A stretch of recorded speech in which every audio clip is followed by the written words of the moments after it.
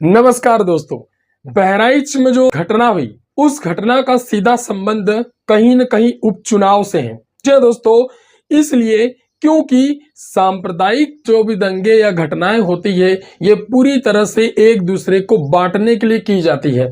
मैं आपको इसी घटना पर लेकर आता हूं। उससे पहले कुछ खबरें बता देता हूं क्योंकि उनका सीधा संबंध इस घटना से है। दोस्तों, बिहार में गिरिराज सिंह जो हमारे वर्तमान में कपड़ा मंत्री हैं, उन्होंने हिंदुओं को जगाने के लिए एक रैली निकाली और दोस्तों मात्र 5 दिन रैली की गई और केवल 4 जिलों में बिहार के वो रैली सिमट कर रह गई। इसका मतलब क्या है? इसका मतलब है हिंदुओं को जगाना। परंतु कितने हिंदुओं को? मात्र 19% हिंदुओं को जगाना है ये उनका मकसद। दोस्तों, इससे पता चलता है देश में केवल एक मोहरा बनाया जाता है, व्यक्ति को किसी धर्म और जाति के नाम पर लोगों को लड़वाया जाता है।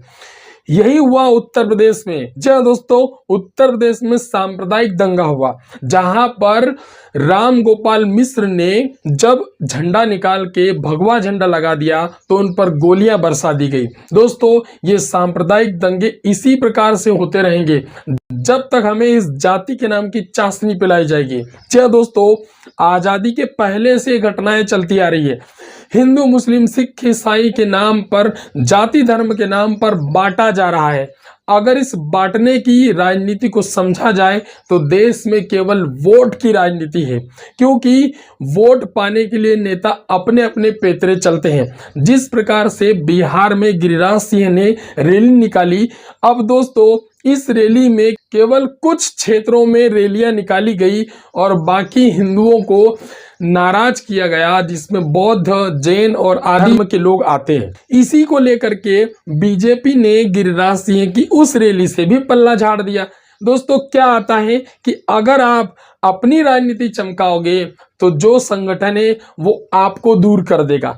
महाराष्ट्र में जो हमारे सिंधे जी हैं उन्हें दरकिनार करने जा रही है बीजेपी। जी हाँ दोस्तों, ये खबरें भी चर्चा में हैं। इसी के साथ हम अपनी मूल चर्चा पर आते हैं कि उत्तर प्रदेश के बहराइच में जो राम गोपाल मिश्र के साथ हुआ, ये वास्तविकता में सांप्रदायिक दंगे नहीं, ये चुनाव जीतने का तरीका है। जी हाँ दोस्तों, यहाँ पर राहुल गांधी और अखिलेश यादव दोनों ने गठजोड़ कर लिया।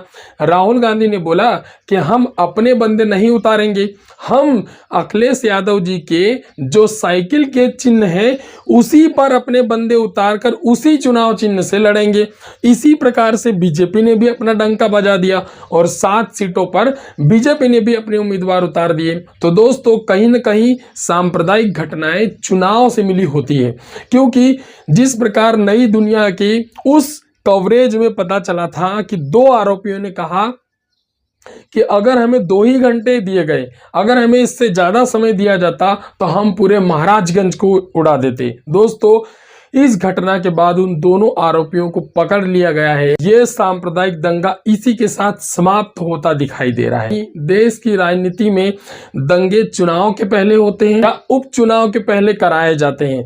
उत्तर प्रदेश का यही हाल है। दोस्तों, केवल पूरी राजनीति आपके वोट के लिए है, आपके विकास के लिए, देश के लिए नहीं होती है।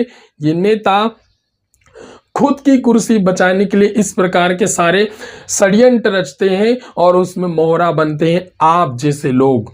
हम साधारण सी जनता मोहरा बन जाती है। राम गोपाल मिश्र एक मोहरा बनाया गया इस प्रकार से और ये घटना हो गई। दोस्तों, ये घटनाएं आजादी के पहले से आज तक चलती आ रही है। हिंदू कब जागोगे? जाति और धर्म के नाम पर लड़ाया जाता है। इस प्रकार की घटनाएं लगातार चलती है। देश के एक एक नागरिक को जागने की जरूरत है। अगर एक एक नागरिक समझदार होगा, वोट देने के प्रति जागरूक होगा तो सही नेता को और सही व्यक्ति को चुन पाएंगे।